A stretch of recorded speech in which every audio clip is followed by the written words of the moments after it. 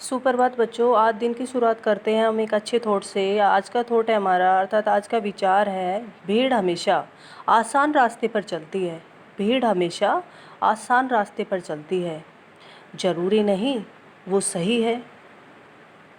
अपने रास्ते खुद चुनिए, अपने रास्ते खुद चुनिए। आपको आपसे बेहतर और कोई नहीं जानता, क्योंकि आपको आपसे बेहतर और कोई नहीं जानता। हमने चैप्टर में देखा कि बिस्मिल्लाह खां यानी कि अपनी पांचों समय की नमाज में क्या यही मांगते हैं कि हमेशा मेरा सुर बड़ा ही अच्छा रहे। ठीक है, वो यानी लाखों सजदे करते भगवान के सामने, जब भी नमाज पढ़ते तो हमेशा एक ही वो प्रार्थना करते थे कि हे भगवान, मेरा सुर हमेशा बनाए रखना। अब शुरुआत करते हैं। अपने ऊहापोह से बचने के लिए हम स्वयं किसी गुफा को खोजते हैं, जहाँ अपनी दुश्चिंताओं, दुर्बलताओं, यहाँ पर आपने देखा कि ऊहापोह मीन्स उलझन से बचने के लिए जो मनुष्य है वो स्वयं क्या खोजता है, एक गुफा खोजता है कि जहाँ वो अपनी दुश्चिंताओं, जितनी भी उसकी बुरी चिंताएं हैं, दुर्बलताएं हैं, उनकी कमजोरी, उनको वो छोड़ सके, और जहाँ फिर से उसके लिए एक नया तिलिस्म मतलब जादू घड़ सके। वो क्या चाहता है कि जितनी भी मेरी चिंताएं हैं, कमजोरियां हैं, वो सब मैं किसी गुफा में यानी कि उनको छोड़ दूँ, जितनी भी जो बुराइयां हैं मेरी, और मैं अपने लिए एक अच्छा माहौल पैदा कर सकूँ। अच्छा यानी कि जिस तरह हिरन अपनी ही महक से परेशान पूरे जंगल में उस वरदान को खोजता है, क्योंकि जो हिरन है उसको कस्तूरी की जो महक है वो उसकी नाभि से आती है, जबकि वो उस महक को खोजने के लिए पूरे जंगल में इधर उधर भटकता फिरता है। उसी प्रकार मनुष्य है, क्योंकि मनुष्य के अंदर ही वो शक्ति छिपी हुई है, जिसकी गमक उसी में समाई हुई है। 80 बरस से बिस्मिल्लाह खां यही सोचते आए हैं कि सातों सुर को बरतने की तमीज उन्हें सलीके से अभी तक क्यों नहीं आई। यानी किसके, संगीत के जो 7 सुर होते हैं, वो कहते हैं कि उन्हें देखो पद्म श्री तक नवाजा गया है, लेकिन वो क्या सोचते हैं कि अभी भी मेरे संगीत में शायद कुछ कमी है। बिस्मिल्लाह खां शहनाई के साथ जिस एक मुस्लिम पर्व का नाम जुड़ा हुआ है, क्योंकि जो बिस्मिल्लाह खां थे वो क्या थे, मुस्लिम थे, और उनका जो पर्व था वह कौन सा है, मुहर्रम। मुहर्रम का महीना वह होता है जिसमें शिया मुसलमान हजरत इमाम हुसैन उनके कुछ वंशजों के प्रति अज़ादारी यानी शोक मनाते हैं। ठीक है, और ये पूरे 10 दिनों तक चलता है। उनके कुछ वंशजों के प्रति यानी कि अज़ादारी मनाना, शोक मनाना, और ये कितने दिनों तक चलता है, जो ये मुहर्रम है ये 10 दिनों तक चलता है। यह बताते हैं कि उनके ख़ानदान का कोई व्यक्ति मुहर्रम के दिनों में न तो शहनाई बजाता है और न ही किसी संगीत के कार्यक्रम में शिरकत ही करता है। मतलब किसी भी कोई शहनाई नहीं बजाता और किसी के संगीत कार्यक्रम में कोई भी शामिल नहीं होता। 8वीं तारीख उनके लिए खास मानी जाती है, इसका एक अलग ही महत्व है। इस दिन खां साहब खड़े होकर शहनाई बजाते हैं। वह दाल मंडी से फातमान के करीब 8 किलोमीटर की दूरी तक पैदल रोते हुए नोहा बजाते हैं। नोहा बजाना मतलब कुछ शहीदों के ऊपर, जो करबला में एक बार शहीद हुए थे कुछ काफ़ी सारे लोग, तो उन पर शोक गीत है।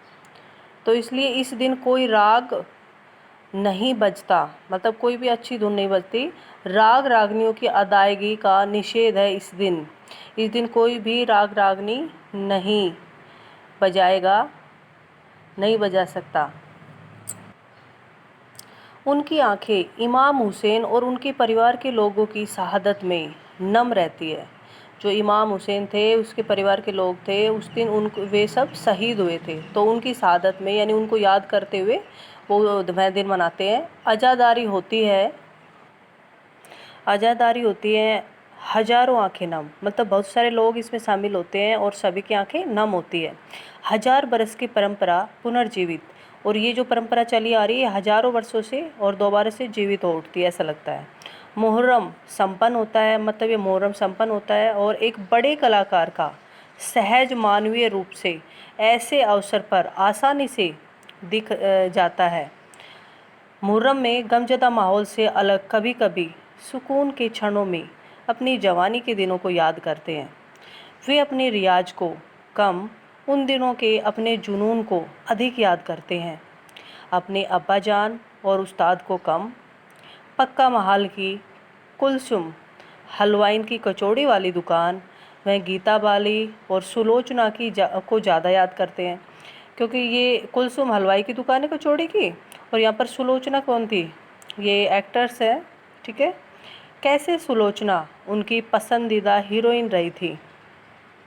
बड़ी रहस्य में मुस्कुराहट के साथ गालों पर चमक आ जाती है। खां साहब की अनुभवी आंखें और जल्दी ही खिस से हंस देने की ईश्वरीय कृपा आज भी बदस्तूर कायम है। मतलब आज भी वह उनके चेहरे पर हमेशा एक मुस्कान बनी रहती है, और जब वह सुलोचना जी के बारे में बातें करती है तो एक अच्छी एक मुस्कान उनके चेहरे पर दिखती है। क्योंकि सुलोचना उनकी मन पसंदीदा एक्टरनी है, हीरोइन है। इसी बाल सुलभ हंसी में कई यादें बंद हैं। वे जब उनका जिक्र करते हैं तब फिर उसी नैसर्गिक आनंद में आंखें चमक उठती हैं, यानी एक प्राकृतिक आनंद जो होता है। अमरुद्दीन तब सिर्फ 4 साल के रहे होंगे। छुपकर नाना को शहनाई बजाते हुए सुनता। रियाज के बाद जब अपनी जगह से उठकर चले जाएं, तब जाकर ढेरों छोटी बड़ी शहनाइयों को भीड़ से अपने नाना वाली शहनाई ढूंढता।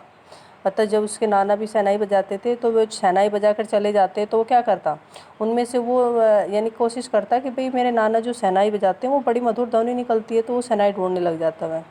लेकिन वो सारी शहनाइयाँ सेम होती है। एक एक शहनाइयों को फेंक कर खारिज करता जाता। सोचने लगता, मीठी वाली शहनाई दादा कहीं और रखते हैं। जब मामू अली बख्श जो उस्ताद भी थे शहनाई बजाते हुए सम पर आए, तब धड़ से एक पत्थर ज़मीन पर मारता। मतलब जब ये राग गाते, संगीत गाते हैं तो अपने सुर को ख़त्म करते हैं या लय आती है तो ज़मीन पर एक पत्थर मारना। सम पर आने की तमीज़ उन्हें बचपन में आ गई थी। सम पर मतलब क्या होता है, सम पर होता है कि भाई जहाँ संगीत की लय का अंत हो तो वहाँ पर पत्थर बजाकर दाद देना। तो ये चीज़ें तुझे बचपन में ही आ गई थी, मगर बच्चे को यह नहीं मालूम था कि दाद वाह करके दी जाती है, सिर हिलाकर दी जाती है, पत्थर पटक कर नहीं। और बचपन के समय फिल्मों के बुखार के बारे में तो पूछना ही क्या। उस समय 3rd क्लास के लिए 6 पैसे की टिकट मिलता था, और अमरुद्दीन 2 पैसे मामू से, 2 पैसे मौसी से, 2 पैसे नानी से ले लेता और फिर घंटों लाइन में लगकर टिकट हासिल करता। इधर सुलोचना की नई फिल्म सिनेमा हॉल में आई और उधर अमरुद्दीन अपनी कमाई लेकर चला फिल्म देखने, जो बालाजी मंदिर पर रोज़ शहनाई बजाने से उसे मिलती थी। एक अठन्नी मेहनताना, यानी कि एक अठन्नी मिलती थी उसकी मेहनत की। उस पर यह शौक ज़बरदस्त कि सुलोचना की कोई नई फिल्म वह छोड़ता ही नहीं था। और कुलसुम की देसी घी वाली दुकान, वहाँ की संगीत में कचौड़ी। क्योंकि संगीत में कचौड़ी क्यों कह रहे हैं कि जब कचौड़ियाँ बनाते हैं और उसको गरम गरम तेल में जब डालते हैं जैसे बनाने के लिए, तो छन की आवाज़ करती है तो इसलिए यहाँ पर संगीत में कचौड़ी कह रहा है। संगीत में कचौड़ी इस तरह क्योंकि कुलसुम जब कलकलाते घी में कचौड़ी डालती थी, उस समय छन से उठने वाली आवाज़ उनके सारे आहरो अवरो दिख जाते थे। राम जाने कितनों ने ऐसी कचौड़ी खाई होगी, मगर इतना तय था, अपने खान साहब रियाजी और स्वादी दोनों ही रहे हैं। मतलब रियाज करना, अभ्यास करना, और स्वादी मतलब यानी खाने पीने के शौकीन।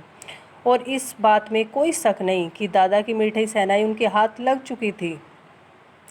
काशी में संगीत का आयोजन एक प्राचीन और अद्भुत परंपरा है। यह आयोजन पिछले कई वर्षों से संकट मोचन मंदिर में होता आया है।